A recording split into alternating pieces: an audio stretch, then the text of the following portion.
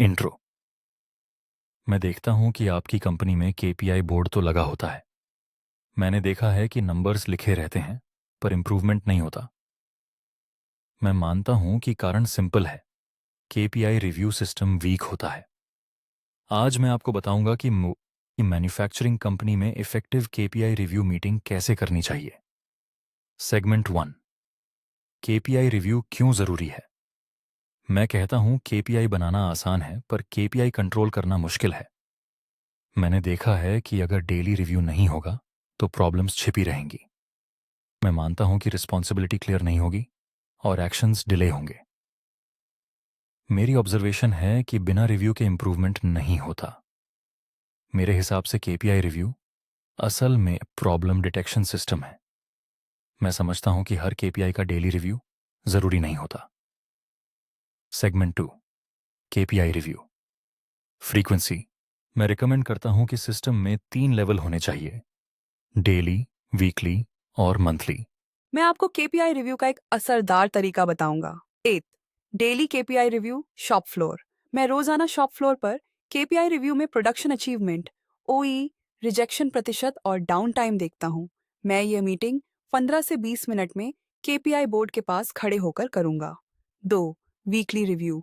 मैं weekly review में customer complaint, supplier performance, cost saving और इन्वेंट्री स्टेटस पर चर्चा करता हूं। 3, मंथली मैनेजमेंट रिव्यू। मैं मंथली मैनेजमेंट रिव्यू में पीपीएम ट्रेंड, सीओपीक्यू, रेवेन्यू बनाम टारगेट और डिपार्टमेंट के अनुसार परफॉर्मेंस पर रिपोर्ट देता हूं।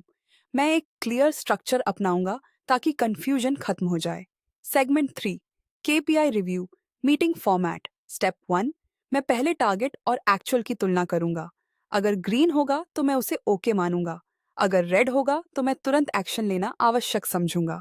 स्टेप 2, मैं कारण पहचानूंगा और सिर्फ बहाने स्वीकार नहीं करूंगा।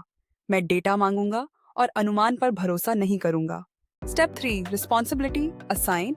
मैं देखेंगे नहीं कहता, मैं नाम और तारीख फिक्स करता हूँ। Step 4, previous action review. मैं चेक करता हूँ कि पिछला एक्शन बंद हुआ या नहीं। अगर फॉलो अप नहीं है तो मैं मानता हूँ कि केपीआई रिव्यू सिर्फ फॉर्मेलिटीज बन जाता है। Segment 4, common mistakes, meeting let start, mobile use during review, data fake update, blame game, action note नहीं करना। Remember, KPI review blame game नहीं है, प्रॉब्लम सॉल्विंग सेशन है। Segment 5, ideal KPI board design. KPI board simple होना चाहिए।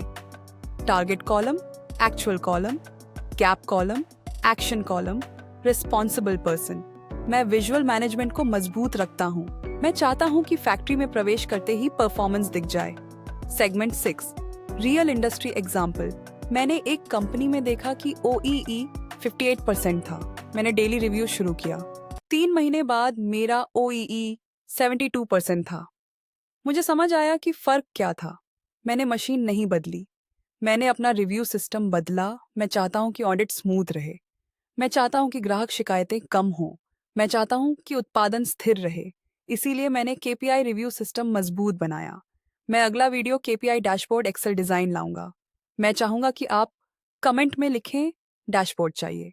मैं मानता हूं कि स्मार्ट फैक्ट्री वही है जहां डेटा देखकर निर्णय लिया जाता है। ये video quality engineers, production team और मैन्युफैक्चरिंग प्रोफेशनल्स के लिए बहुत ज़रूरी है। वीडियो को लाइक करें, सब्सक्राइब करें और अपनी टीम में शेयर करें। सीखते रहिए, आगे बढ़ते रहिए।